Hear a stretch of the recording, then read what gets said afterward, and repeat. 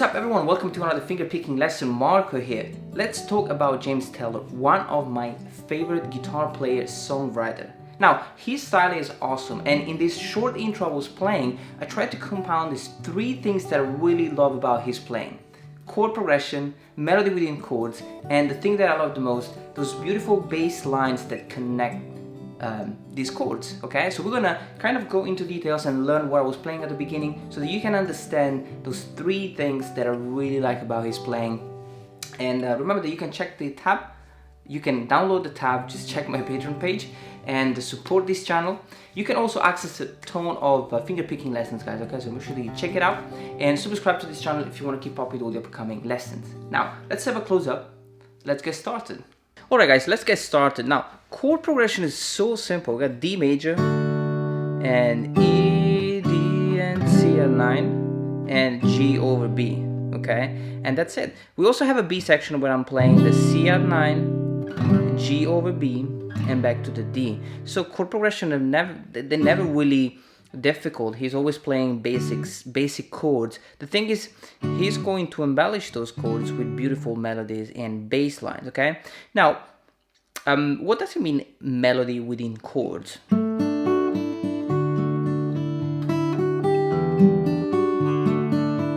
Okay, something like this. As you can see, I'm playing chords, but they sound more like a melody. Now when I play the first chord, the D major, I put down the chord and I'm actually playing the G string, the B string, and the E string, okay, and then I'm playing the E open, and then the B string again for number 3. So as you can see, just by doing that, I'm already creating a melody within this beautiful D major chord. And then I will play again, okay, so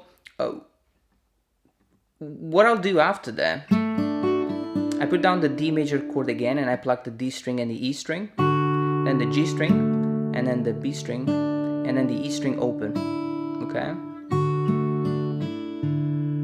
And then I play another melody,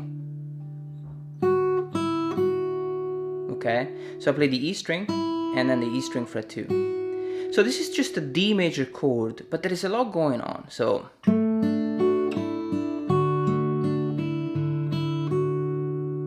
alright. Now the next chord is going to be E minor, and then the C. Okay. So the E minor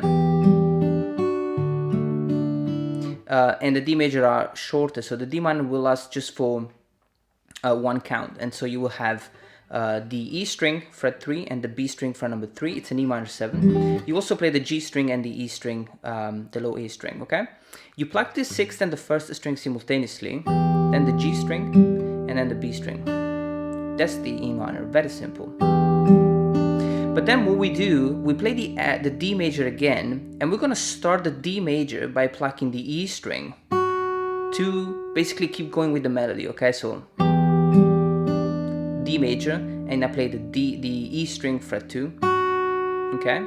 And then the D string, the G string, and the B string, and the E string open. Okay, so I'm not really doing a lot, but it sounds so beautiful and simple, and there is a melody within what I'm playing. Okay, so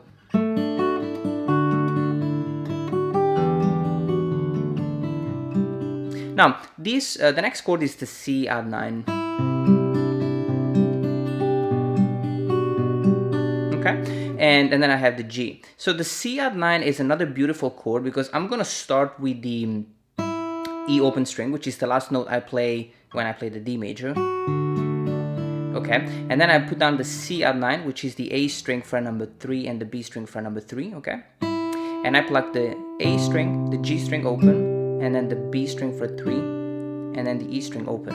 Okay, and then I have to do that one more time. So I pluck the A string, G string, and B string, and then what I'll do, I'm already going to play the melody for the G over B. Okay, so I will be playing the E string fret number 3, and I'm already putting down the bass note on the A string fret number 2, the G string open, and the B string fret number 3. Okay, so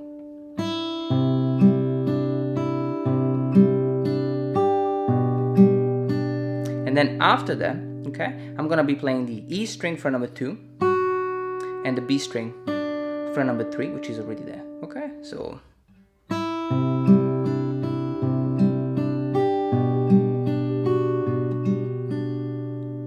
okay, it's an awesome way to really embellish those chords. And then we're gonna start again. So the whole section here,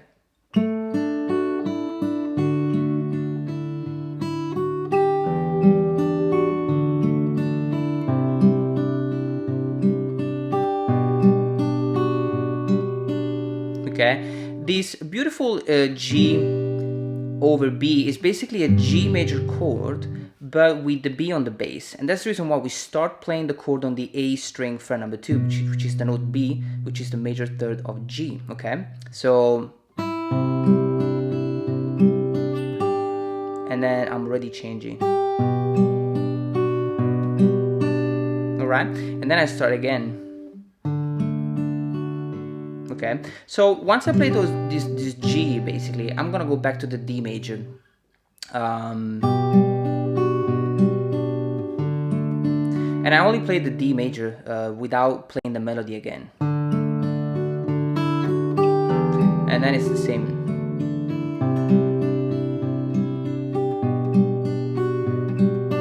Okay, so in this first section, I want you to, realize that we are playing very simple chords, but it's the melody that we are playing within the chords that are awesome, and they really embellish the chords, okay? And another thing is that the bass line are beautiful and the chord progression is beautiful because we have the D major chord, and then by playing the E and then the D and then the C major, we are basically creating a beautiful sounding bass line going D, E, D, and C, which connect all those chords, okay?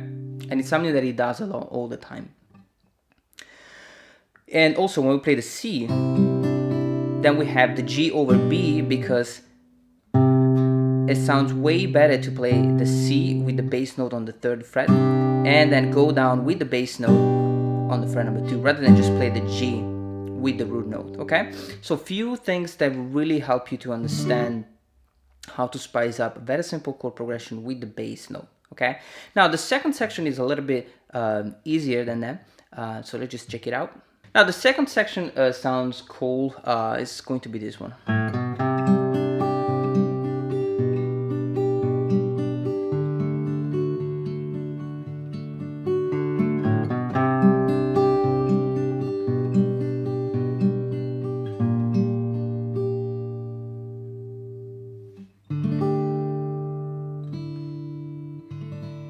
Okay, so I have a very simple C add 9 and G over B, but I'm gonna take it from the bass note, from the bass line. So I'm gonna be starting from the A string and then the fret number 2 and then the fret number 3. Okay, so I'm playing the A string fret 3 and the B string fret number 3, and I'm playing the A, the G, the B, and the E twice. And then the G over B, which is the A string fret 2, the G open, the B string fret 3, and the E string fret 3. Okay, and the D major, 3 times. Okay. So we have it 3 times, and then on the 4th time, we play the D string, the G string, and then the A, B, C, we play the same bass line, A open, fret 2 and fret 3. And then the G. And then I'm playing a beautiful B flat major chord.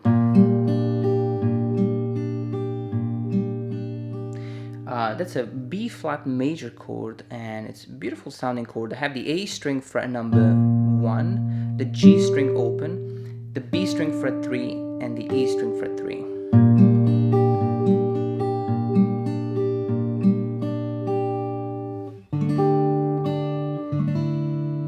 And I'm finishing with this beautiful D suspended 4, sorry.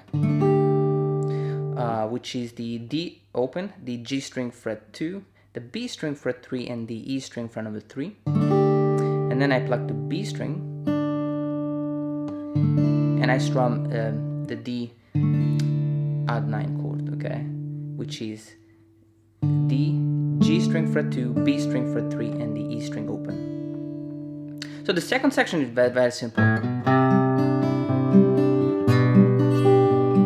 It's much more about dynamics.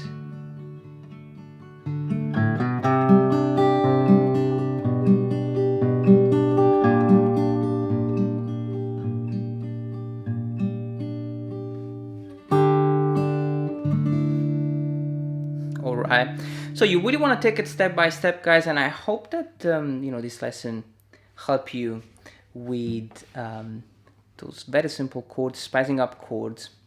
Thank you so much for watching, and I'll see you next time.